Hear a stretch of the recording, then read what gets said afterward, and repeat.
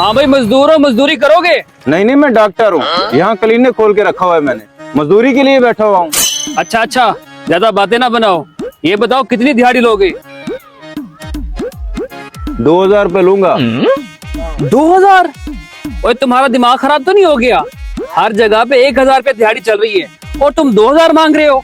ओ hello भाई, 2000 में समझ आती है तो ठीक है, नहीं तो यहाँ और कोई नहीं है, फुटा खाओ यहाँ से।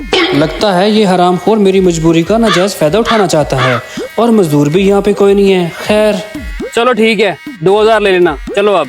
चलता तो मैं हूँ, लेकिन मेरी कुछ शर्तें हैं, पहले वो सुन लो, कहीं बाद में रोला ना डाल देना।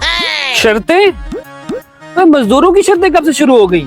काम भी मुकम्मल करवाना है और कोई मेरे पास हल भी नहीं है। चलो। अच्छा बताओ क्या शर्त है? मेरी 4 शर्तें हैं, 4।